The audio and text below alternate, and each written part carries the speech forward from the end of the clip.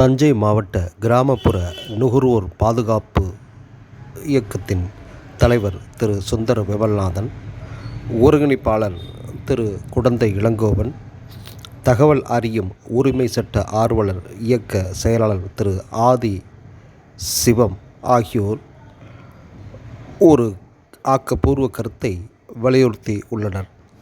அதாவது, கும்பகோணம் வருவாய் வட்டாட்சியர் அலுவலகத்தில் ஆதார் சேவை மையம் 30 நாட்களுக்கு மேலாக செயல்படாமல் இருந்து வருகிறது. இது குறித்து தஞ்சை மாவட்ட ஆட்சித்தலைவர் அவர்களிடம் முறையிட்டுள்ளோம் என்றும் கூறியுள்ளனர்.